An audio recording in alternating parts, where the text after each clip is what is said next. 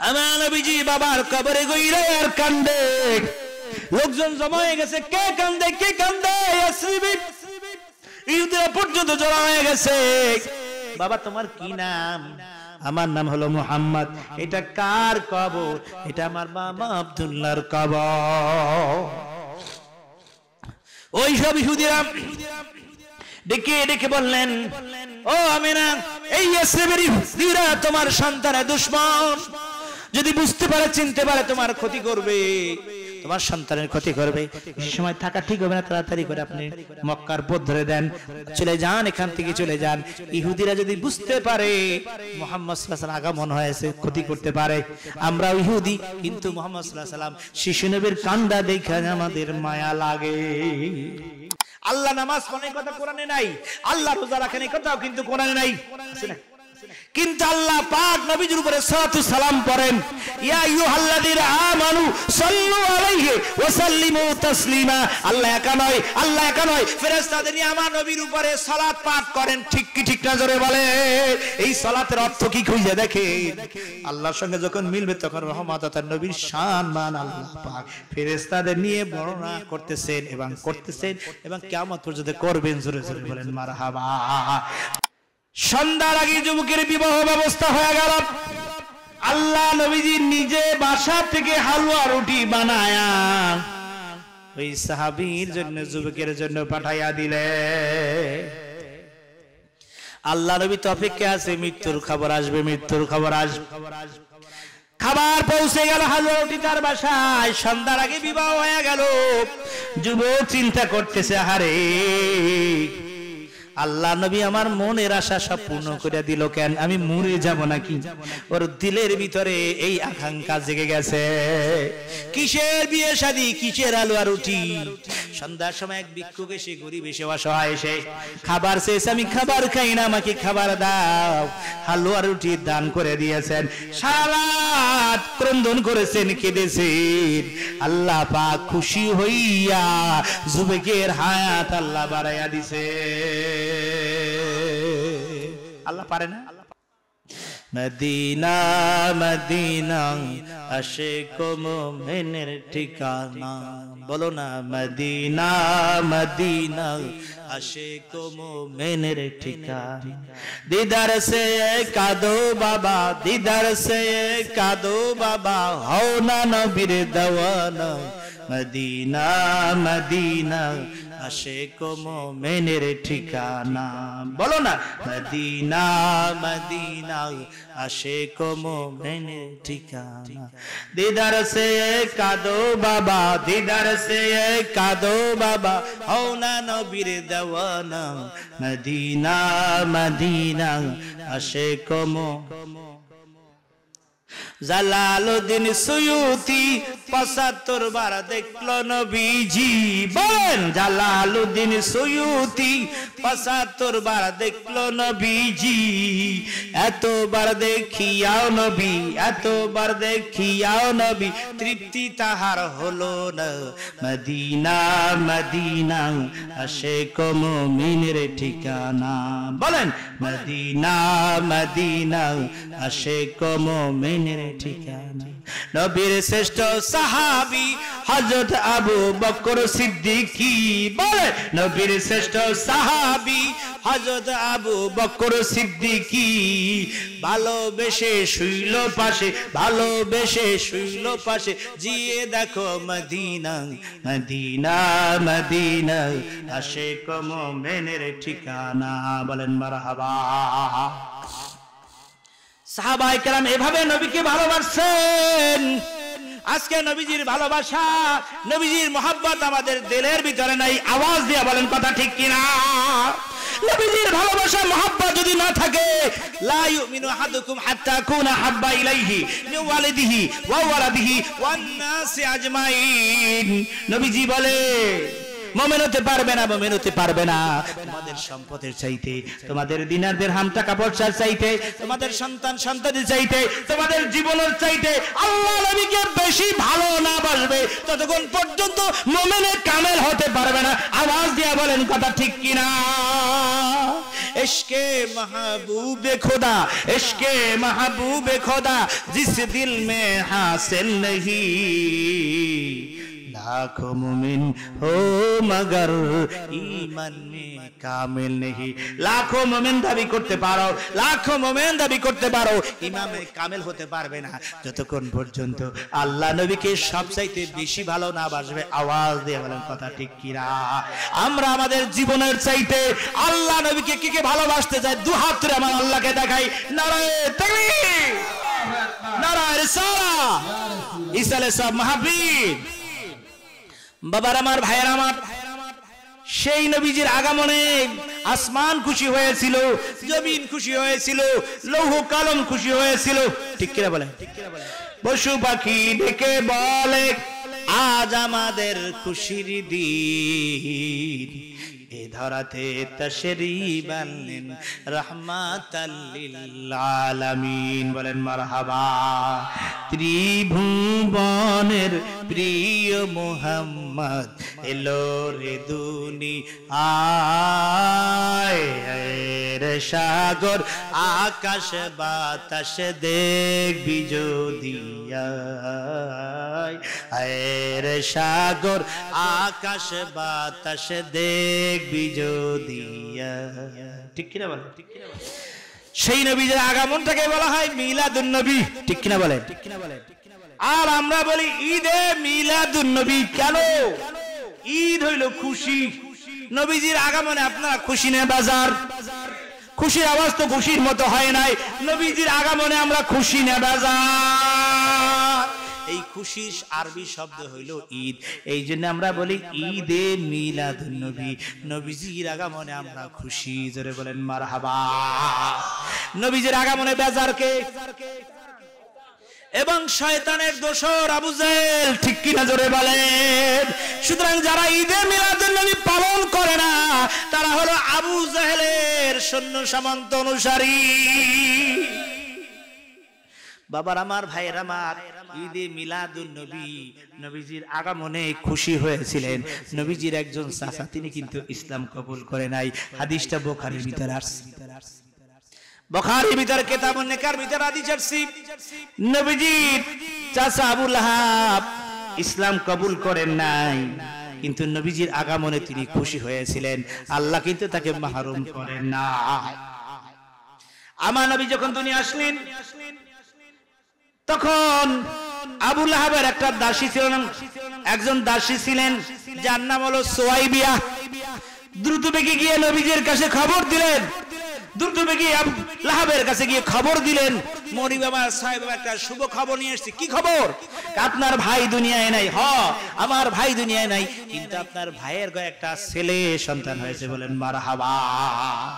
আবু লাহাব বলে, দাসীরে এমন শুভ সংবাদ শুনাইলা, এমন শুভ সংবাদ শুনাইলা, আমি খুশি হয়ে গেছি। আল্লাহু আকবার বলে। কি বলে? তোমাকে কি দিয়ে আমি বিদায় দেই? একদম খালি হাতে তোমাকে বিদায় দিতে পারি না। ও দাসীরে, এই শুভ সংবাদ শুনাইবার কারণে আজ থেকে আমি তোমাকে আজাদ করে দিলাম। এই শাহাদাত আঙ্গুলি দিয়ে বলে আজ থেকে তোমাকে মুক্ত করে দিলাম, আজাদ করে দিলাম।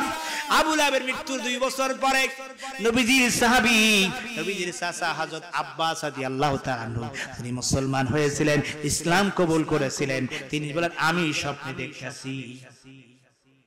হযরত আব্বাস রাদিয়াল্লাহু তাআলা নবীজির চাচা, আমি স্বপ্নে দেখতেছি আবু লাহাবকে। ভাই আবু লাহাব কেমন আছো? ভাই রে, আমি ইসলাম কবুল করি নাই, কপালটা পুড়ে গেছে। তুমি ইসলাম কবুল করেছো, তোমার কপালটা খুলে গেছে। তবে একটা শুভ সংবাদ শোনাই। কি শুভ সংবাদ? প্রতি সোমবার রাত যখন আসে আমার এই শাহাদাত আঙ্গুলি থেকে এমন মধু ও পানি বের হয়, যেই মধু ও পানি পান করলে 1 সপ্তাহ জাহান্নামের আযাব আমার জন্য হালকা হয়ে যায়। কেন কেন কেন ভাই? নবীজি দিন এসেছিলেন তার আগমনে খুশি হইয়া, মিলাদুন নবীতে খুশি হইয়া আমি দাসীকে আজাদ করে দিছিলাম। একজন কাফের যদি নবীকে আগমনে খুশি হইয়া দাসী আজাদ করে দিলে আমার আল্লাহ খুশি হয়। আর আল্লাহ নবীর উম্মত, ঠিক কিনা বলেন, আমরা নবীর উম্মত হয়ে যদি মিলাদুন নবীতে খুশি প্রকাশ করেন, এর চাইতে 1000 কোটি গুণ নিয়ামত আমার আল্লাহ আপনাকে আমাকে দিতে পারে কি পারে না? কারণ আমার আল্লাহ পাক আপনার আমার নবীকে সব চাইতে বেশি ভালোবাসে। আল্লাহ নামাজ পড়েন কথা কোরআনে নাই, আল্লাহ রোজা রাখেন এই কথাও কিন্তু কোরআনে নাই, আছে না? কিন্তু আল্লাহ পাক নবীর উপরে সালাতু সালাম পড়েন, ইয়া আইয়ুহাল্লাযীনা আমানু সাল্লু আলাইহি ওয়া সাল্লিমু তাসলিমা। আল্লাহ একা নয় ফেরেশতাদের নিয়ে আমার নবীর উপরে সালাত পাঠ করেন। ঠিক কি ঠিক না জোরে বলে? এই সালাতের অর্থ কি খুঁজে দেখেন। আল্লাহর সঙ্গে যখন মিলবে তখন রহমত তার নবীর শান মান আল্লাহ পাক ফেরেশতাদের নিয়ে বর্ণনা করতেছেন এবং কিয়ামত পর্যন্ত করবেন। জোরে জোরে বলেন মারহাবা। মুহাব্বতে সেই নবীর শানে একটু দুরূদ শরীফ পড়েন আল্লাহুম্মা জোরে।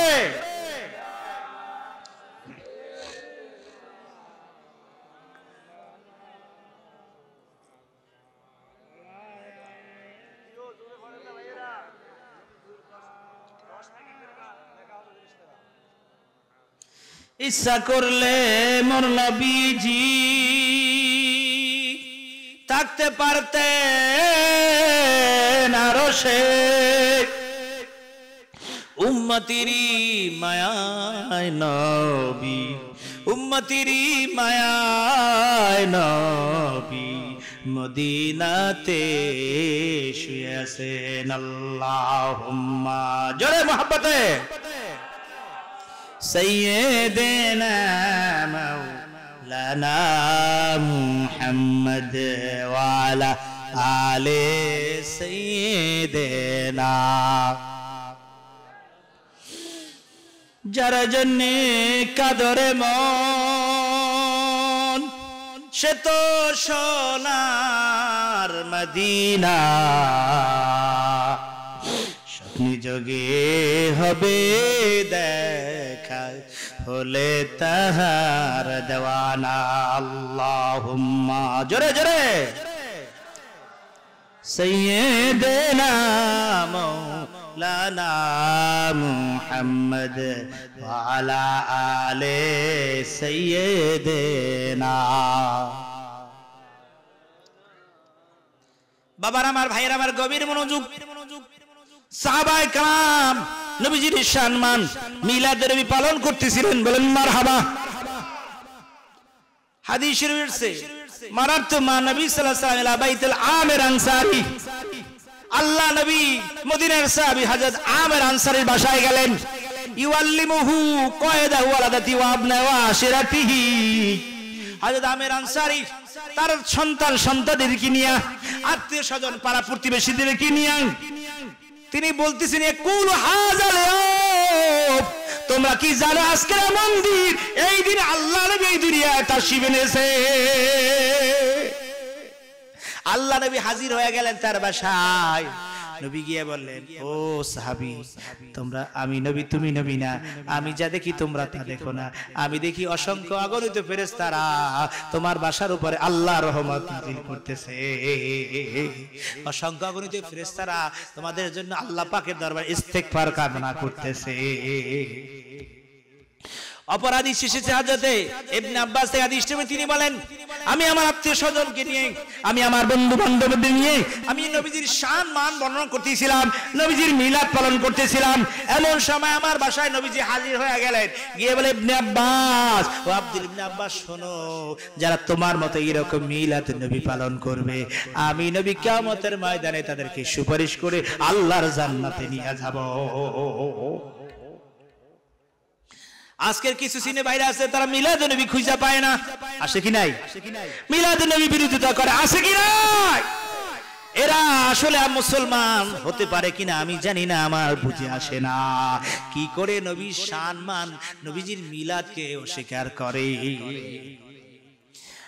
অর্থাৎ তারা বুঝাইতে চায় নবীজির মিলাদের চর্চা এই জন্য করে না, নবীর জন্ম থেকে নবীজির বেলাদাত, নবীজি দুনিয়া আসা থেকে শুরু করে 40 বছর পর্যন্ত এই যে নবীজির জীবনীটা, নবুয়তি পাওয়ার আগে জীবনীটার ভিতরে কোনো ভুল ত্রুটি আছে নাকি বলে? কথা বলা আছে? এই জন্য তারা তো সিরাতুন নবী পালন করে, নবুয়ত থেকে শুরু করে পালন করে। আমরা সিরাতুন নবীকে অস্বীকার করি না, ঠিক কিনা বলেন? আমরা মিলাদুন নবী পালন করি। মিলাদ যার, সিরাত তার, সিরাত যার, মিলাদও তার। কিন্তু যারা মিলাদকে মাইনাস করতে চায়, সূক্ষ্মভাবে বুঝাইতে চায়, নবীজি নবুয়ত পাওয়ার আগে কোনো ত্রুটি বিস্তৃত নাকি ছিল নাকি? আল্লাহ পাক নবীজির পূর্বের পরে সব গুনাহ মাফ করে দিয়েছেন। চিৎকার দিয়ে বলেন মারহাবা।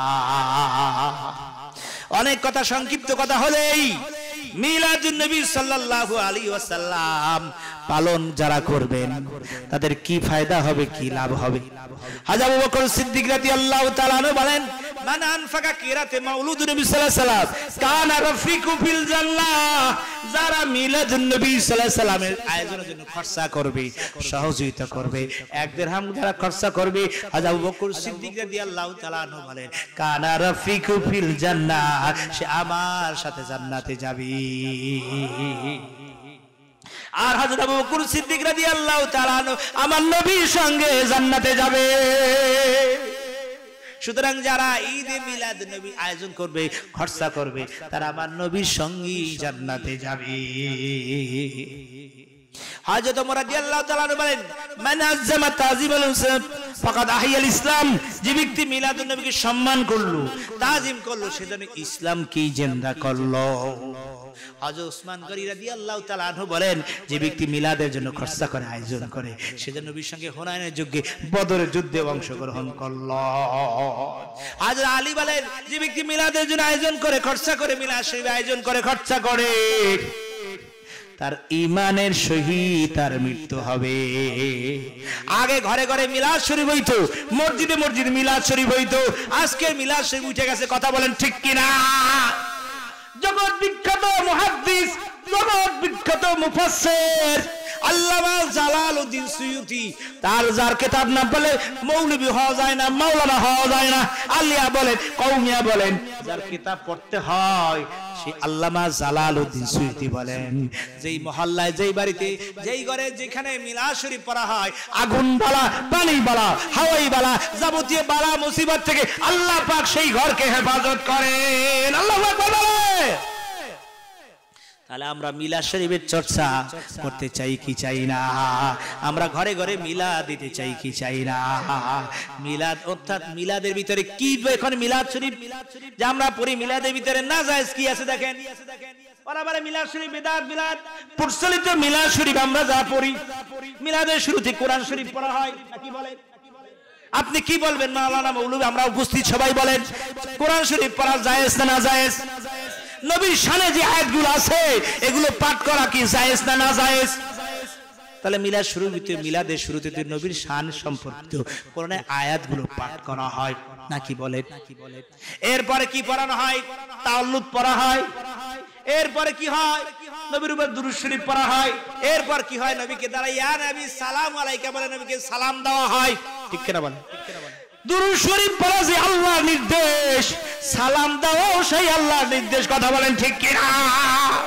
কোরআন শরীফ খুলে দেখেন আমার আল্লাহ ওয়াজ করে, ইয়া আইয়ুহাল্লাযিনা আমানু সাল্লু আলাইহি, তোমরা নবীর উপরে দুরূদ শরীফ পড়ো, ওয়া সাল্লিমু তাসলিমা, নবীকে সালাম দেওয়ার মতো সালাম দেওয়া। সালাম পড়ো, আল্লাহ পাক কথা বলেন নাই, কিন্তু কোরআনে খুলে দেখেন সালাম দেওয়ার মতো সালাম দাও। সালাম দেওয়ার কাইফিয়ত আমাদের সমাজে আছে কি নাই? একজন সম্মানিত ব্যক্তি আসলে আমরা তাকে দাঁড়িয়ে সালাম দেই না বসে সালাম দেই? আপনারা দেখেছেন মদিনা শরীফে লোকেরা যখন নবীকে সালাম দেয়, বাবু সালাম থেকে ঢুকে ঢুকে, হাজী সাহেবরা দেখেছে বাবু সালাম থেকে যখন ঢুকা নবীর রওজায় সালাম দেয়, কোন লোক বৈশা বৈশা কিন্তু নবীকে সালাম দেয় না। সুতরাং দাঁড়িয়ে দাঁড়িয়ে সালাম, এটা আদব। এটা কি? এটা ভদ্রতা। এইটি মুসলমানের তবিয়ত। কারণ আপনার আমার নবী মদিনা থেকে সবকিছু দেখেন, সবকিছু শোনেন। কথা ঠিক কিনা? নবীজি সবকিছু মদিনা থেকে দেখেন, সবকিছু শোনেন। এই আকীদা আমাদের বিশ্বাস আছে কিনা? এখানে নবী হাজির হওয়া দরকার নাই, সূর্য আপনার আমার ঘরে আসা দরকার নাই। সূর্য যখন উদিত হয় সকাল 10টা-11টা বাজে, ঘরের দরজা বন্ধ করে রাখলো, ঘরের ছোট্ট ছোট্ট ফাঁকা থেকে সূর্যের আলো ঢুইকা আপনার আমার ঘর আলোকিত হয় কি হয় না? সূর্যের সূর্য, চন্দ্রের চন্দ্র, আসমান হইতো না, জমিন হইতো না, লৌহ কলম হইতো না, আমার নবী না হইলে আওয়াজ দিয়ে বলেন কথা ঠিক কিনা? সুতরাং সেই নবীর এখানে আসার দরকার নাই, মদিনার থেকে সবকিছু দেখেন, সবকিছু তিনি শোনেন। হাদিসে নবীজি বলেন আনা সালাতুকুম আলাইয়া বিলা ওয়াসিদা, আমি তোমাদের দুরুদ ও সালাম সব শুনতে পাই। আল্লাহু আকবার বলে। তাই তো কিয়ামতের দিন তিনি আপনার আমার পক্ষে সাক্ষী দিবেন। কোরআন বলছে ইন্না আরসালনাকা শাহিদা ওয়া মুবাশশিরা, আমি আমার বন্ধুকে পাঠিয়েছি সাক্ষী হিসাবে, শুভ সংবাদ দানকারী, সাক্ষী হবেন আপনার আমার পক্ষে। আপনার আমার জীবন ঘনিষ্ঠ সবকিছু যদি নবীজি না জানে, সাক্ষী কি করে দিবে? সুতরাং আপনার আমার সবকিছু খবর নবীজি দরবারে প্রতি মুহূর্তে আল্লাহ পৌঁছাই দেন, সব খবর আছে। সুতরাং আপনি কিভাবে নবীকে সম্মান করেন, কিভাবে তাজিম করেন? এক লোক মদিনা শরীফে গেছে, বাস্তব কথা শুনেন। এক লোক মদিনা শরীফ হোটেলে ভাত খাইতে বসছে। ভাত টাত খাওয়ার পরে আমরা অনেক সময় দধি, অনেক সময় আসছি বা কিছু খাই না মিষ্টান্ন, তাই তিনি দধি চেয়েছেন, দধি দিয়েছেন, দধি দিয়েছে টক। লোকটা তিনি বললেন মদিনার দধি টক। কি বলছে? মদিনার দধি টক। ওই দিন রাত্রে হাজী সাহেব স্বপ্ন দেখতেছেন, আমার নবী কি বলতেছেন, মদিনার দধি টক হয়, এই মদিনায় তোমার থাকা দরকার, চলে যাও। আল্লাহু আকবার বলে। আমার নবী হায়াতুন নবী, আমার নবী জিন্দা নবী, ঠিক কিনা বলে? কিভাবে আদব, কিভাবে সম্মান করো, কিভাবে তাজিম করো, আল্লাহ কিছু নির্দেশন দেখান, কিছু দেখান না। এই জন্য নবীর ক্ষেত্রে কোনো কম্প্রোমাইজ হবে। যারা ঈদে মিলাদুন নবী পালন করে না, তাদের সাথে আমাদের কোনো সম্পর্ক, তাদের কোন সাথে আমাদের কোনো সম্পর্ক।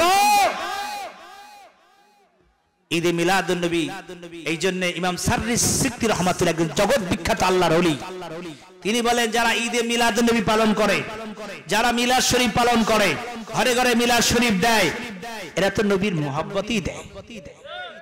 যাদের ঘরে মিলাদ শরীফ হয়, যেই মহল্লায় যেই মসজিদে মিলাদ শরীফ ইমাম সাহেব পড়েন, এই ইমাম সাহেব যেই ঘরে মিলাদ শরীফ হয়, ঘরওয়ালা নবীর মহব্বতে মিলাদের আয়োজন করেন। কথা বলেন ঠিক কিনা? আর আমার নবী বলছে মান আহাব্বানি কানা মাই ফিল জান্নাহ, যে নবীকে মহব্বত করবে, ভালোবাসবে, সে আমার সাথে জান্নাতে যাবে। আল্লাহু আকবার বলে, আল্লাহু আকবার বলে। তাহলে আমরা ঘরে ঘরে মিলাদ শরীফের আয়োজন করতে চাই কি চাই না? এটা নবীর বরকতের আমল, মহব্বতের আলো।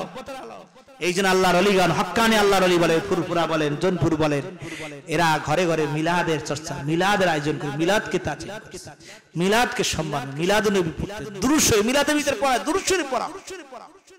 মিলাদ শরীফের ভিতরে কি পড়া হয়? দুরূদ ও সালামে পড়া হয়। এরপরে মিলাদ শরীফের শেষে একটু তবারক মিজান নাস্তান্ন আয়োজন করা হয়। হতে পারে না হতে পারে, ওটা কোনো মুখ্য বিষয় না। তবে দেখলাম, আজকে দেখলাম একজন বক্তা বলতেছে, যারা ওরা তো মিলাদ শরীফের মিষ্টি খাইতে আসে, সবে বরাতে মিষ্টি খাইতে আসে, জিলাপি খাইতে আসে। আমরা কি সবে বরাতে, সবে কদরে মিলাদুন নবী থেকে মিষ্টি খাওয়ার জন্য মসজিদে আসি? কথা বলেন, মিষ্টি খাওয়ার জন্য মসজিদে আসি না ইবাদত বন্দেগীর জন্য মিলাদে আসি? জোরে বলেন, কি জন্য আসি? ইবাদত বন্দেগীর জন্য আসি, ঠিক কিনা বলে? আমি আমার মসজিদে প্রতি জুমায়, প্রতি শুক্র আমি মিলাদ শরীফ পড়ি। মিরপুর ফকির বাড়ি জামের মসজিদে আপনারা গেছেন অনেকে, হাজার হাজার মানুষ থাকে। তবরক কেউ দিল, তবরক থাকলেও মিলাদ আয়োজন করি, না থাকলেও মিলাদ শরীফ পড়ি। হাজার হাজার মানুষ মহব্বতে নবীর মহব্বতে মিলাদের মহব্বতে থাকে, ঠিক কিনা বলে? এই কথা বলে টিটকারি দেয়।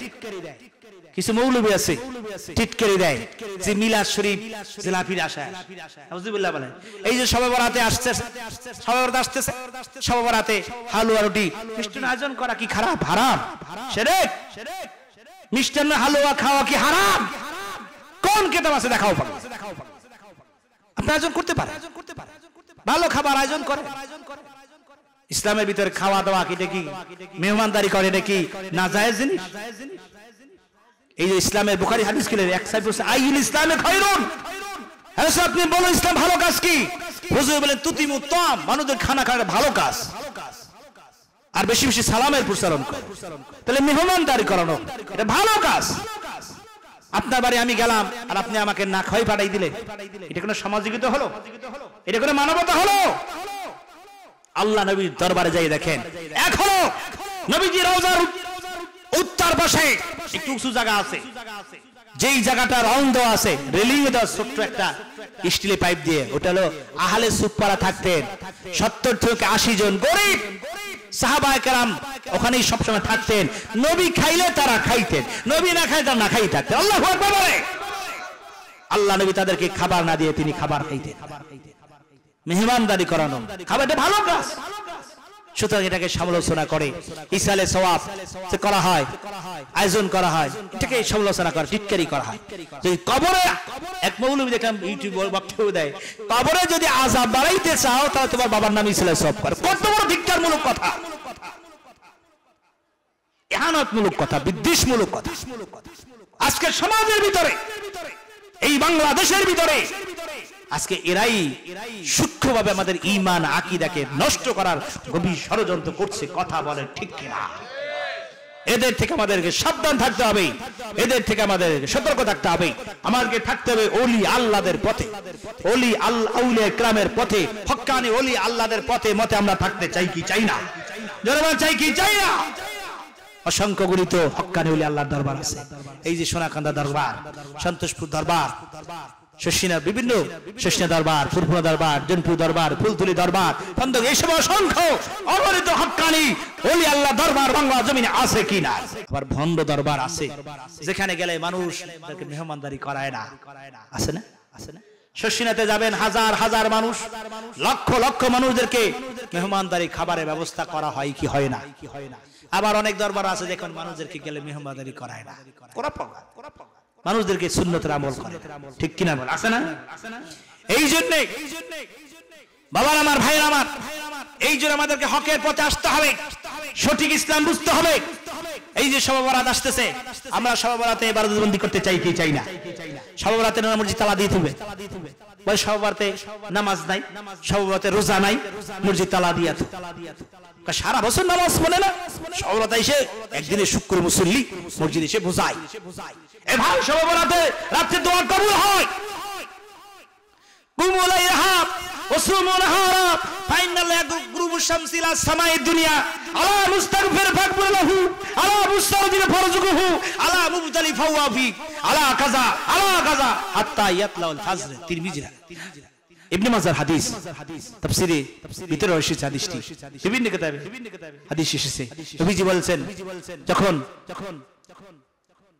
শাবান চাঁদের 15 রাত আসে, অর্থাৎ 14 তারিখ দীপিকাদের রাত আসে, রাতে দাঁড়াও, ইবাদত করো, ঘুমাইও না, নামাজ পড়ো, রোজা রাখো, প্রতিদিন রোজা রাখো, নামাজ পড়ো, জিকির করো, কোরআন তেলাওয়াত করো, ইবাদত করতে রাত কাটাও।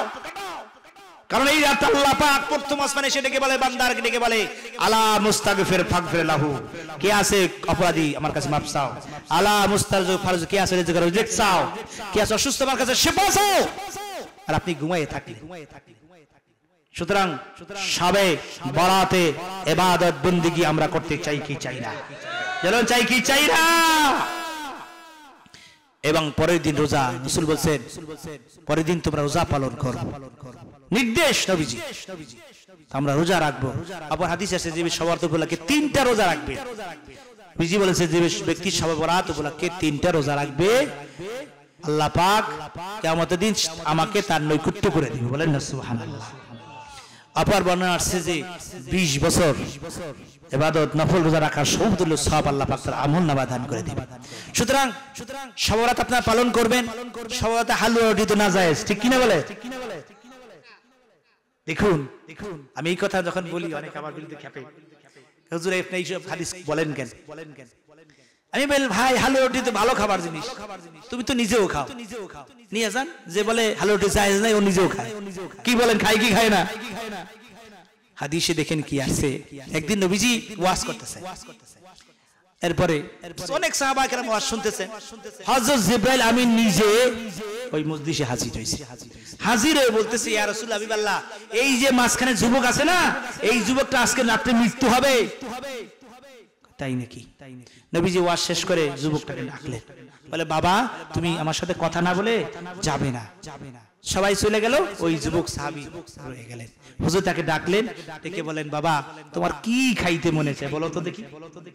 নবীজি জিজ্ঞাসা করে আদর করে, বাবা তোমার কি খাইতে মনে চায় বলো তো দেখি। সাহাবী বলেন, হুজুর আমার একটু হালুয়া রুটি খাইতে মনে চায়। আচ্ছা আচ্ছা ঠিক আছে। আর কি মনে চায় বল, কারণ নবী তো জানে জিবরাইল বলছে আরশ আজিমে লেখা দেখেছে আজকে রাতে এই যুবকের মৃত্যু হবে। এই যে নবী যে আদর করে বলছে বাবা তোমার আর কি মনে চায় বলো না, মন খুলে, অসুবিধা নেই। হুজুর বলবো শরমের কথা, বলো। হুজুর আমার একটু বিয়ে শাদী করতে মনে চায়। ঠিক আছে ভালো কথা, বয়স হয়েছে বিয়ে করতে অসুবিধা কি? সাহাবীরা রে সন্ধ্যার আগে যুবকের বিয়ের ব্যবস্থা করে দিবে। আল্লাহু আকবার বলে। নবীজি বললে সাহাবায়ে কেরাম কি আর দেরি করে? সন্ধ্যার আগে যুবকের বিবাহ ব্যবস্থা হয়ে গেল। আল্লাহ নবীজি নিজে বাসা থেকে হালুয়া রুটি বানায়া ওই সাহাবীর জন্য যুবকের জন্য পাঠাইয়া দিলে। আল্লাহ নবী তো অপেক্ষা আছে মৃত্যুর খবর আসবে, মৃত্যুর খবর আসবে। খাবার পৌঁছে গেল হালুয়া রুটি তার বাসায়। সন্ধ্যার আগে বিবাহ হয়ে গেল। যুবক চিন্তা করতেছে হারে আল্লাহ নবী আমার মনের আশা সব পূর্ণ করে দিল কেন, আমি মরে যাব নাকি? ওর দিলের ভিতরে এই আকাঙ্ক্ষা জেগে গেছে। কিসের বিয়ে শাদী, কিসের হালুয়া রুটি? সন্ধ্যার সময় এক ভিক্ষুক এসে গরিব এসে অসহায় এসে খাবার চেয়েছে, আমি খাবার খাই না, আমাকে খাবার দাও। হালুয়া রুটি দান করে দিয়েছেন। সারা রাত ক্রন্দন করেছেন, কেঁদেছেন। আল্লাহ পাক খুশি হইয়া যুবকের হায়াত আল্লাহ বাড়াইয়া দিছে। আল্লাহ পারে না? আল্লাহ নবী অপেক্ষা আছে মৃত্যু হবে। রাত 10টা বেজেছে, রাত 12টা বেজেছে, রাত 2টা বেজেছে, রাত 4টা বেজেছে, ফজর হয়ে গেছে, মৃত্যু হয় নাই। যুবকের মৃত্যুর খবর আসে নাই। নবীজি খুব রাগ করলেন। জিবরাইল বলল আরশ আজিমে লেখা দেখে এসেছিল, অথচ রাত হয়ে গেছে, যুবকের মৃত্যু হয় নাই। ইদানিং কি জিবরাইল উল্টা পাল্টা কথা বলে নাকি? নবীজি খুব রাগ করলেন, বাসার থেকে বের হলেন, ওই যুবকের খোঁজ খবর নেওয়ার জন্য রওনা দিলেন। এমন সময় জিবরাইল নবীজির সামনে হাজির। আমার জিবরাইল তুমি তো বললা আজকের মৃত্যু হবে, রাত তো শেষ হয়ে গেল, মৃত্যু তো হলো না। জিবরাইল বলে ইয়া রাসূলুল্লাহ, আমি আল্লাহ হুজুর গো, আমি তো আরশে আজিমে লেখা দেখেছিলাম ঠিক, কিন্তু লেখাটা রাতের গভীরে মুছে গেছে। ওই যে যুবক কেঁদেছে, হালুয়া রুটি দান করেছে, এই দানের কারণে, ক্রন্দন করার কারণে আল্লাহ পাক যুবকের হায়াত আল্লাহ বাড়াইয়া দিছে। আল্লাহ যদি বাড়াইয়া দেয় আপনার আমার অসুবিধা আছে? এই জন্য সবে বরাত মানে ভাগ্য নির্ধারণের রজনী। আয়েশা সিদ্দিকা রাদিয়াল্লাহু তাআলা হুজুর বলে আয়েশা রে জানো আজকের কি রজনী? আজকের এমন একটা রজনী আগামী 1 বছরে কে দুনিয়া আসবে তার নামটা আজকে লেখা হবে। আগামী 1 বছরে কে মারা যাবে তার নামটা শবে বরাত রাতে কিন্তু লেখা হয়। কথা ঠিক কিনা? আর শবে বরাতের রজনীতে আপনার আমার 1 বছর আমল আল্লাহর দরবারে পৌঁছে দেওয়া হয়। এই জন্য শবে বরাত মানে ভাগ্য নির্ধারণ। তকদির হলো 2 প্রকার। তকদির কয় প্রকার? তকদির হলো 2 প্রকার। একটা তকদিরে মুবরাম, এটা নির্ধারিত পরিবর্তন হবে না। আর একটা তকদির হলো তকদিরে মুআল্লাক, এটা হলো ঝুলন্ত মানে কন্ডিশন। আপনি যেটা ভালো আমল করেন আপনার হায়াত হলো 40 বছর। একটা বিপদ হবে 40 বছরের সময়, বিপদটা যদি কেটে যায় আপনার হায়াত হলো 60 বছর। আল্লাহু আকবার বলে। কন্ডিশন যুক্ত কিছু শর্ত সাবাত, তুমি যদি ভালো আমল করো আল্লাহ খুশি হয়ে তোমার হায়াত বাড়াই দিতে পারে, না হয় তুমি 40 বছরই মারা যাবা। এই যে তকদিরে মুআল্লাক ঝুলানো, কি তকদিরে ঝুলানো আছে, কি লেখা আছে আমি তো জানি না। জানি? এই জন্য শবে বরাত রাতে যদি কান্দাকাটি করা হয়, আল্লাহর কাছে দোয়া করা হয়, মুনাজাত করা হয়, আল্লাহ পাক ইচ্ছা করলে আপনার আমার হায়াত বাড়াইয়া দিতে পারে কি পারে না। তাহলে শবে বরাত আমরা ইবাদত বন্দি করতে চাই কি চাই না? চাই কি চাই না? যত যে বলুক, যত মৌলবি ফতোয়া দিয়ে শবে বরাত নাই, আমরা শবে বরাত ছাড়বো? এই বাংলাদেশে হলে আল্লাহর দেশে শবে বরাত থাকবে কি থাকবে না? শবে বরাত থাকবে কি থাকবে না? শবে বরাত পালন হবে কি হবে না? মিলাদুন নবী আমরা পালন করব কি করব না? তারাবির নামাজ কয় রাকাত পড়বো সবাই মিলে? আরো জোরে। মক্কা মদিনায় বাইতুল মুকাররমে কথা বলেন না কেন? বাইতুল মুকাররমে কয় রাকাত? মক্কা মদিনায় কয় রাকাত? বলতে অসুবিধা, আপনাদের মসজিদে আমরা পড়বো, জোরে বলুন কয় রাকাত? এটাই হাদিসের। আল্লাহ নবীর আমল শুনেন, কানা রাসূল সাল্লাল্লাহু আলাইহি ওয়াসাল্লাম লাইলাতুর রমজান 20 রাকাতান সাওয়াইতেন। আল্লাহ নবী রমজান মাসে 20 রাকাত 3 রাকাত বেতের মানে 23 রাকাত পড়তেন। জোরে বলেন সুবহানাল্লাহ। আর আমরা যে আমল করি ধারাবাহিক আমলটা হলো হযরত ওমরের ফতোয়া। হযরত ওমর নির্দেশ দিল, হযরত উবাই ইবনে কাবের নেতৃত্বে বললেন আগামী কাল থেকে 20 রাকাত বাজামাত তারাবি নামাজ আদায় করবে। হযরত কাবের নেতৃত্বে ওমরের নির্দেশে সাহাবায়ে কেরাম উপস্থিত সিদ্ধান্ত দেয় হযরত কাব 20 রাকাত তারাবি নামাজ পড়া শুরু করলেন। পরের দিন হযরত ওমর রাদিয়াল্লাহু মসজিদে গিয়ে বলে হাযা নিমাল বিদা, এটা একটা উত্তম বিদআত। চিৎকার দিয়ে বলেন সুবহানাল্লাহ। হযরত ওমরের ফতোয়া হলো 20 রাকাত। ঠিক কিনা বলেন? তাহলে আমরা পড়বো কয় রাকাত? এই মাহফিলটা হলো ইসলামের সব মাহফিল। পোস্টার আছে কি নাই? 17তম বার্ষিক ইসাল সব মানে কি জানেন? ইসাল হলো পৌঁছানো, সব মানে নেকি, নেকি পৌঁছানো। নেকি কোথায় পৌঁছাবে? আহারে এই মাহফিল আসার সময় কত মুর্দিগার নেকি রেখে বসে আমার আওলাদ, আরে আমার সন্তানের নেই, আমার পীর ভাই, আমার জাকির ভাই, ওই মাহফিলে যাও, আমাদের জন্য দোয়া না করে বাড়ি ফিরিও না। বাবারে জোবার পানিতে কবর তলিয়ে যায়, বৃষ্টির মেঘে কবর ভিজে যায়, জাহান্নাম নেবে না, নেবে না, নেবে না। নবীজি বলেন সন্তান যখন মার কথা স্মরণ করে কান্দে, বাবার কথা স্মরণ করে কান্দে, চোখ থেকে পানি বের হওয়ার আগে আল্লাহ পাক তোমার আমার মা, তোমার আমার বাবার কবরগুলো আল্লাহ জান্নাতের বাগান বানায় দিতে পারে কি পারে না? আজকে যদি মা থাকতো, আজকে যদি বাবা থাকতো জেলখানায়, তাহলে চেয়ারম্যানের কাছে যাইতাম, এমপির কাছে যাইতাম, মন্ত্রীর কাছে যাইতাম, কিভাবে বাবাকে জেলখানা দেখে মুক্তি দেওয়া যায়। আওয়াজ দিয়ে বলেন কথা ঠিক কিনা? ওই কবরে জেলখানায় তোমার বাবা কান্দে, ওই কবরে জেলখানায় তোমার মা কান্দে আর বলে তু দয়াঙ্গার গস্তাই আজ মালে মা ই জামানা গাফিল সুদি আজ হালে মা। গোরস্থানের মাটি নিচে বাবা দিলি রে কবর, কত বছর চলে গেল নীলি না খবর। বাঁশবাগানের মাটি নিচে দিলি রে কবর, কত বছর ছিল চলে গেল নীলি না খবর। ওই কবরে তোমার মা কান্দে, ওই কবরে তোমার বাবা কান্দে আর ডেকে ডেকে বলে বাবা ইসলামপুর দর্জি বাড়ি জামের মসজিদের মাহফিলে গেছো, আমাদের জন্য দোয়া না করে বাড়ি ফিরিও না। বাবারা জমার পানিতে কবর তলিয়ে যায়, বৃষ্টি বেঁধে কবর ভিজে যায়, নেবে না, নেবে না। আল্লাহ নবী বলে সন্তান যখন মার কথা স্মরণ করে কান্দে, বাবার কথা স্মরণ করে কান্দে। বাবারে যারা বাবা হারাইছো বাবার কথা মনে করো, যারা মা হারাইছো বাবা মার কথা মনে করো। মার কথা কি মনে লাগে না? মনে পড়ে না? বাবার কথা কি মনে পড়ে না? তোমার বাবা তোমাকে কত কষ্ট করে গর্ভে ধারণ করলো, তোমার মা কষ্ট করে 2টি বছর তোমাকে দুগ্ধ পান করে কুলে করে কাঁধে করে বড় করলো।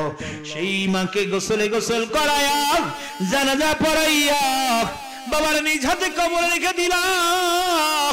বছর পর বছর চলে গেল, সেই মার কথা কি মনে পড়ে না? বাবারে যেই বাবা মাথার গাম পায়ে ফেলে মানুষ করলো, যারা বাবা হারাইছে বুঝে বাবা কি জিনিস, যারা মা হারাইছে মা কি জিনিস, ঠিক কিনা যারা বলে?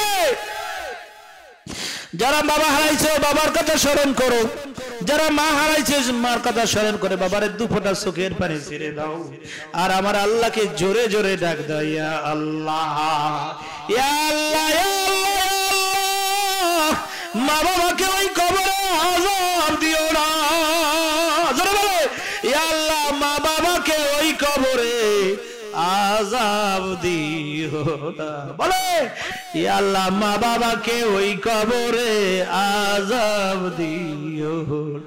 দাদা দাদি নানা নানি বংশের পারাপুর উস্তাদ মাই মুরব্বিকে আল্লাহ ওই কবরে আযাব দিও না। আল্লাহ তুমি যদি আযাব দাও কেউ তো ফিরিতে পারবে না। আল্লাহ তুমি যদি মাফ করে দাও কেউ কারো কাছে তো জিজ্ঞাসা করতে হবে না। আল্লাহ নবী সরকারে দো আলম দুনিয়া আসলেন, দুনিয়া এসে কিন্তু নবীজি তার বাবাকে কিন্তু দেখেন নাই। আল্লাহ নবী দুনিয়া এসে তার বাবাকে কিন্তু দেখেন নাই, নবীজির মাকে দেখেও তার তৃপ্তি মেটে নাই।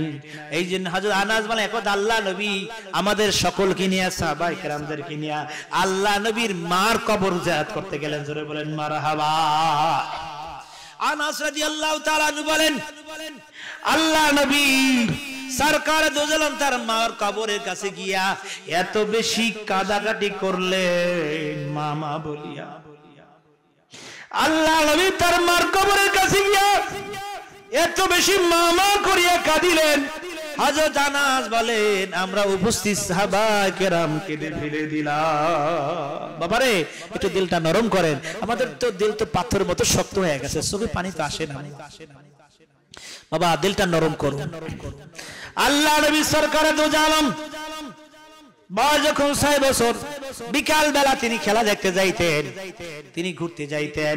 সন্ধ্যা যখন হতো তিনি দেখতেন প্রত্যেকের বাবা, প্রত্যেকের চাচা, প্রত্যেকের গার্জিয়ান এসে তাদের সন্তানগুলো কোলে করে কাঁধে করে নিয়ে যায়, কিন্তু আল্লাহ নবী লক্ষ্য করে দেখলেন কেউ তাকে নিতে আসে না। ওই ময়দানে আল্লাহ নবী বসে বসে বাবা বাবা বলে কান্দে। সন্ধ্যা হয়ে গেছে, চতুর্দিক থেকে সবাই চলে গেছে, অন্ধকার হয়ে গেছে, কেউ নাই কেউ নাই। আল্লাহ নবী মরু ময়দানে একা বসে বসে বাবা বাবা বলে কান্দে। হযরত আমিনা লক্ষ্য করলেন বাবা মুহাম্মদ কেন বাসায় ফিরে না, বিপদ হইল নাকি, মুসিবত হইল নাকি। হযরত আমিনা গিয়ে দেখে বাবা মুহাম্মদ শিশু নবী ওই মরু ময়দানে বসে বসে বাবা বাবা বলে কান্দে। হযরত আমিনা গিয়ে বলে বাবা মুহাম্মদ তোমাকে কেউ মারছে নাকি, কেউ তোমাকে দুঃখ দিছে নাকি, কেউ তোমাকে বেদনা দিছে নাকি।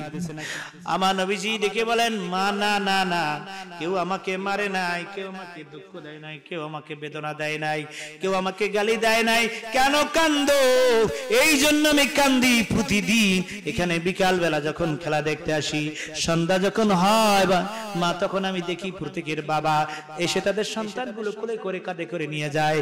মা কোনদিন আমার বাবা তো আমাকে নিতে আসলো না, কোনদিন আমার বাবা তো আমাকে নিতে আসলো না। মা সত্যি করে বল আমার বাবা আব্দুল্লাহ কোথায়? হযরত আমিনা আমার নবী কি জড়িয়ে ধরলেন, চলো বাবা চলো তোমার দাদার কাছে তোমাকে নিয়ে যাই। নবীজি দাদা খাজা আব্দুল মুত্তালিবের কাছে নিয়ে গেলেন। আমিনা গিয়ে বললেন শ্বশুর আব্বা এটা আপনার নাতি। বাবা বাবা বলে কান্দে, আপনি একটু বুঝিয়ে দেন, একটু আদর করে দেন। খাজা আব্দুল মুত্তালিবের কলিজায় যেন সুপ্ত আগুন ধাউ ধাউ করে জ্বলে উঠলো। কলিজার টুকরা সন্তান আব্দুল্লাহর কথা তার স্মরণ হয়ে গেল, চোখের বাড়ি ছিঁড়ে দিয়ে বলে আমিনা রে তুমি মা হইয়া বুঝাইতে পারো না, তুমি মা হইয়া সান্ত্বনা দিতে পারো না, আমি দাদা হইয়া কেমনে সান্ত্বনা দেই। যাও যাও ওর বাবার কবরটা একটু জিয়ারত করাই নিয়ে আসো, ওর বাবার কবরটা একটু দেখায় নিয়ে আসো। আমার নবীজি রওনা দিয়া দিলেন। হযরত আমিনা রওনা দিলেন, সাথে উম্মে আইমানকে নিয়ে রওনা দিলেন। চলছেন বাবা নবীজির করুণ কথাগুলো শুনেন, দিলটা নরম করেন, দেখেন চোখে একটু পানি আসে নাকি। পানি আসবে কি করে, গুনাহ করে করে তো আমাদের দিলটা শক্ত হয়ে গেছে পাথরের মতো। তাকায় দেখেন পাশে কি কান্দে, কোন মুরব্বী চোখ থেকে পানি টপকায় টপকায়া পড়ে। তার দিকে লক্ষ্য করে নিজের দিলটাকে বুঝানো, হারে এই দুনিয়ায় তো বাবা থাকা না যাবে না, সবাইকে চলে যেতে হবে। আসলে কি নিয়ে রওনা দিলাম সে কথা চিন্তা করা দরকার। পরকালে যদি আমরা কিছুই জোগাড় করতে পারি না। আমার নবীজি রওনা দিয়া দিলেন। চলছেন যেখানে আমার নবীজির বাবা আব্দুল্লাহ ঘুমিয়ে আছে, সেই নবীজির বাবার কবরের কাছে পৌঁছে গেলেন। আমার নবীজি ডেকে ডেকে বলে মা গো মা এটা কার কবর গো মা? হযরত আমিনা ডেকে ডেকে বলে বাবা মুহাম্মদ, বাবা দেখতে চেয়েছো তোর বাবা এই কবরে ঘুমিয়ে আছে। আমি বহুতবার তোর বাবার কবর জিয়ারত করেছি, স্বামী স্বামী বলে ডেকেছি, তোর বাবা কোনদিন সাড়া দেয় নাই। তুই ডাক দে, দেখবো তোর বাবা কেমনে ওই কবরে ঘুমায়া থাকে। আল্লাহু আকবার বলে। আমার নবীজি বাবার কবর দেখিয়া উটের পিঠ থেকে কাঁদিতে কাঁদিতে বাবার কবরের উপরে পড়ে গেলে, চিৎকার দিয়ে বলে, বাবা উঠো উঠো গো।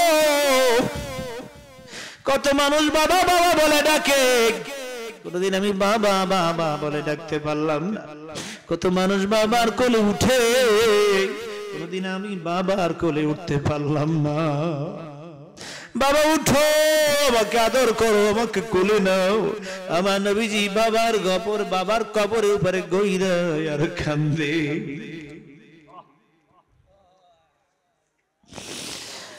শিশু নবী বাবার কবরে গইরা আর কান্দে। কিতাবের ভিতরে আছে আব্দুল্লাহ কবর থেকে ডাক দিছে, মালিক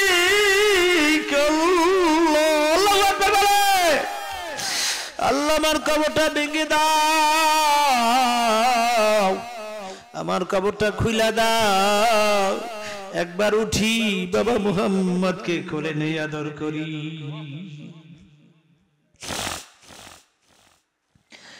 কুরআনুল কারীম আমার আল্লাহ ওয়াজ করেন, বাতশা রাব্বিকা লাশাদীদ।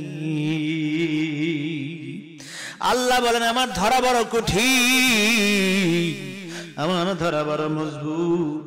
যারা দুনিয়া থেকে চলে যাবে কোনদিন তারা এই দুনিয়া আসতে পারবে না। কোনদিন তোর বাবা এই দুনিয়া এসে তোমাকে আব্দুল্লাহ বলে ডাক দিবে না। কোনদিন তোমার মা এই দুনিয়া আর আসবে না, আব্দুর রহিম বলে ডাক দিবে না। ওই কবরে তাকায় আছে। নবীজি বলছেন, কারো মার কবরে জাহান্নাম ধাউ ধাউ করে জ্বলছে, কারো বাবার কবরে জাহান্নাম ধাউ ধাউ করে জ্বলছে। ওই কবরে কান্নার আওয়াজ আমাদের কান্নায় আমরা শুনি না, আমাদের চোখ নিয়ে আমরা দুনি শুনি না। আল্লাহ নবী একদা যাচ্ছিলেন সাহাবায়ে কেরামদের কিনে, মাররা নবী সাল্লাল্লাহু আলাইহি ওয়াসাল্লাম বিকবরাইন। আল্লাহ নবী দুইটা কবরের কাছে যাচ্ছিলেন। আল্লাহ নবী থমকে দাঁড়ায় গেলেন, সাহাবীরা রে এই কবর দুইটা জানোনি কাদের কবর? সাহাবায়ে কেরাম বলে, হ্যাঁ হুজুর অমুকের অমুকের কবর। হুজুর বলে, এই কবরের ভিতরে আযাব হইতেছে।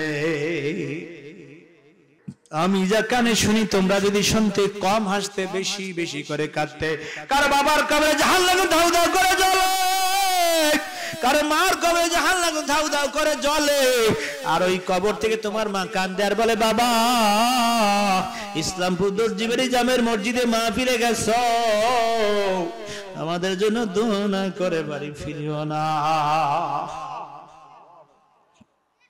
বাবারে, বাবার কথা স্মরণ করে এক ফোঁটা চোখের পানি ছেড়িয়া দাও। মার কথা স্মরণ করে এক ফোঁটা চোখের পানি ছেড়িয়া দাও। জীবনের গুনার কথা স্মরণ করে বাবা এক ফোঁটা চোখের পানি ছেড়ে দাও। জোরে জোরে আমার আল্লাহকে ডাক দাও, ইয়া আল্লাহ, ইয়া আল্লাহ, ইয়া আল্লাহ। মোদের তামাম জিন্দেগির গুনাহগুলো তুমি মাফ করে দাও। যত গুনাহ করছি আল্লাহ জীবনে, বলেন যত গুনাহ করছি আল্লাহ জীবনে, মাফ করিয়া দেন গো আল্লাহ। যত গুনাহ করছি আল্লাহ জীবনে, মাফ করিয়া দেন গো আল্লাহ। নিজ গুণে মাফ করিয়া দেন গো আল্লাহ। আদর করিয়া মানুষ আল্লাহ বানাইয়া, কেমনে দিবা জাহান্নামে ফেলিয়া, কেমনে দিবা জাহান্নামে ফেলি। সকলের দরজা হইতে আল্লাহ ফিরিয়া, আপনার রহমতের দিকে রইলাম তাকাইয়া, আপনার রহমতের দিকে রইলাম তাকাইয়া। আপনি যদি মাফ না করেন আল্লাহ বান্দারে, বলেন আপনি যদি মাফ না করেন আল্লাহ বান্দারে, আপনার বান্দা যাইবে কার কাছে, আপনার বান্দা যাইবে কার। সকলের দরজা হইতে আল্লাহ ফিরিয়া আপনার রহমতের দিকে রইলাম তাকাইয়া। সকলের দরজা হইতে আল্লাহ ফিরিয়া আপনার রহমতের দিকে রইলাম তাকাইয়া। আল্লাহ গুনার বোঝা নিয়ে মাহফিলে এসেছি, আল্লাহ বেগুনা মাসুম বানায় তুমি তো বাড়ায় পাশায় ফিরে দিতে পারো। পারে কিনা, পারে কিনা, জোরে বল পারে কিনা। আমার নবীজি বাবার কবরে গইরা আর কান্দে, লোকজন জমা হয়ে গেছে, কে কান্দে কে কান্দে, ইহুদিরা পর্যন্ত জড়া হয়ে গেছে। বাবা তোমার কি নাম? আমার নাম হলো মুহাম্মদ। এটা কার কবর? এটা আমার বাবা আব্দুল্লাহর কবর।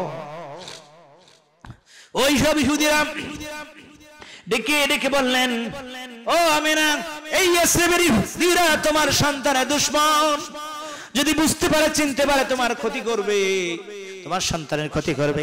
বেশি সময় থাকা ঠিক হবে না, তাড়াতাড়ি করে আপনি মক্কার পথ ধরে দেন, চলে যান, এখান থেকে চলে যান। ইহুদিরা যদি বুঝতে পারে মুহাম্মদ সাল্লাল্লাহু আলাইহি ওয়াসাল্লাম আগমন হয়েছে, ক্ষতি করতে পারে।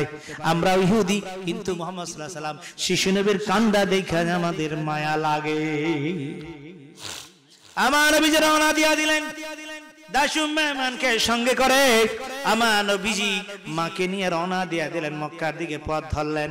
চলছে চলছে মক্কা মদিনার মাঝখান, ইয়াসরিব মক্কার মাঝখান একটা জায়গা আছে, ওই জায়গাটার নাম হলো আবওয়া। জোরে বলেন কি নাম? ওই আবওয়া নামক স্থানে যখন আমার নবীজির মা দাসী মান পুছলেন, আমার নবীজির মা ডেকে ডেকে বলে, দাসীর এখানে একটা তাবু গাড়ো, তাবু গাড়ো। আমার শরীরটা খুবই খারাপ লাগতেছে, গায়ে জ্বর উঠে গেছে, তাড়াতাড়ি তাবু টানাও, আমার মাথায় পানি দাও, আমার মাথায় পানি নাও। দাসী আইমান তাবু টানালেন, নবীজির মার মাথায় পানি দিতেছেন। কিছুক্ষণ পর আমার নবীজির মা হযরত আমিনা ডেকে ডেকে বলে, বাবা মুহাম্মদ কই গো, বাবা মুহাম্মদ কই গো, বাবা মুহাম্মদ। মা এই তো তোমার কাছে। হযরত আমিনা ডেকে বলে, বাবা মুহাম্মদ, আমার বড় আশা ছিল তোমাকে খানা খাওয়াবো, আমার বড় আশা ছিল তোমার মাথায় তেল দিয়া দেবে, আমার বড় আশা ছিল তোমাকে গোসল করাবো। ও বাবা মুহাম্মদ, আমার বড় আশা ছিল তোমাকে কোলে নিয়ে আমি ঘুমাবো। ও বাবা মুহাম্মদ, সে আশা মনে পূর্ণ হবে না।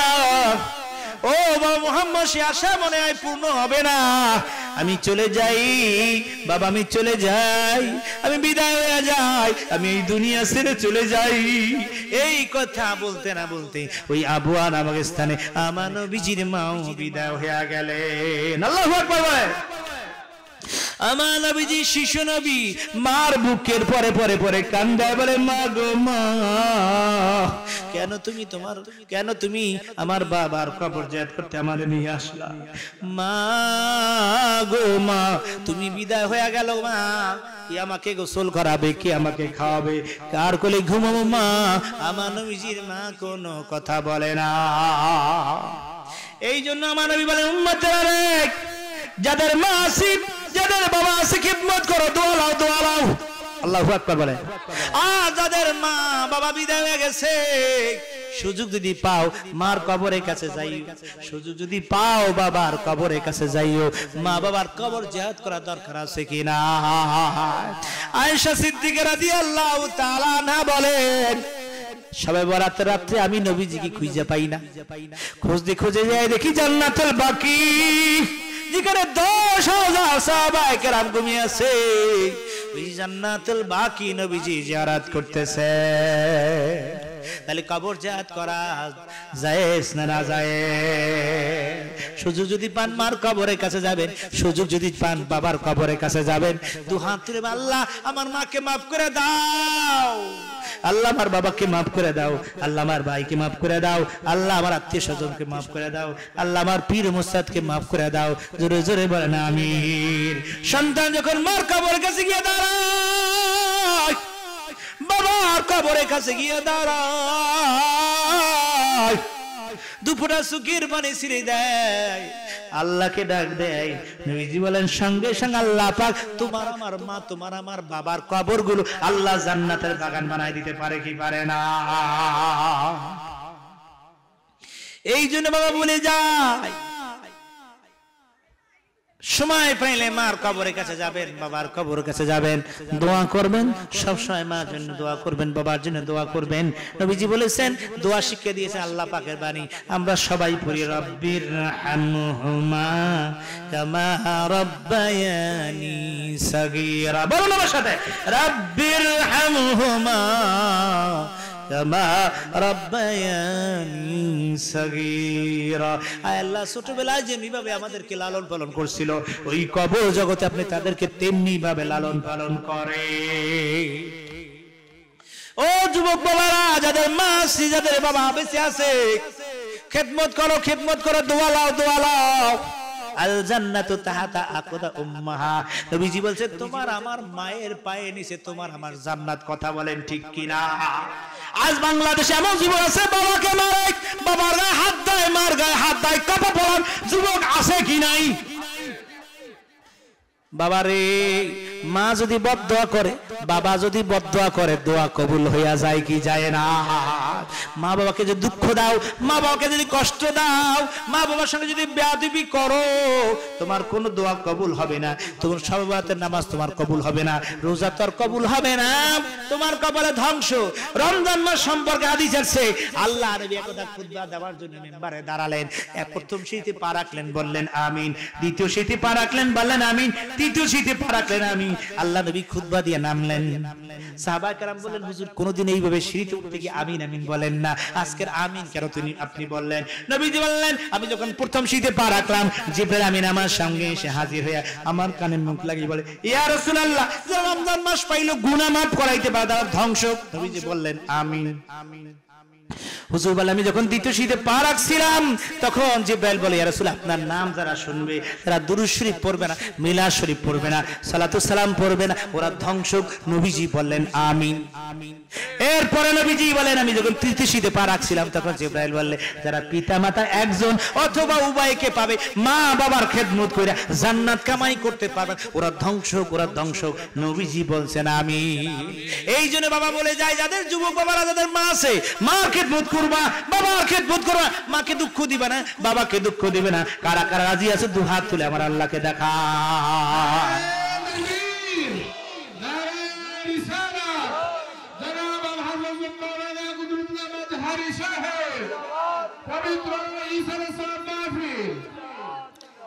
এটাকেই বলা হয় ইসালে সব মাহফিল। তোমার আমার মা, তোমার আমার বাবার কবরটা যেন জান্নাতের বাগান হয়, এই জন্য এই মাহফিল। কথা বলেন ঠিক কিনা? ও যুবক বাবা, যাদের মা আছে, বাবা আছে, খেদমত করবা, মা বাবার সঙ্গে দুঃখ দিবা না, কষ্ট দিবে না। মা বাবা যদি খুশি হয়ে তোমার জন্য দোয়া করে, নবীজি বলেছেন সঙ্গে সঙ্গে দোয়াটা আল্লাহর দরবারে কবুল হয়ে যায়। বাবারে, অনেক রাত হয়ে গেছে, বেশি কথা আর বলবো না, প্রায় 2 ঘন্টার মতো বক্তব্য আমার হয়ে গেছে। আমি এই জন্য শেষ দিকে টানতেছি, কথা বলতেছি। তাহলে এই 5 ওয়াক্ত নামাজ ঠিক মতো পড়বা, রমজান মাসে রোজা রাখবা, হালাল হারামে তমিজ করে চলবা, বেশি বেশি দুরূদ শরীফ পড়বা, বেশি বেশি মিলাদ শরীফ পড়া দরকার আছে কিনা?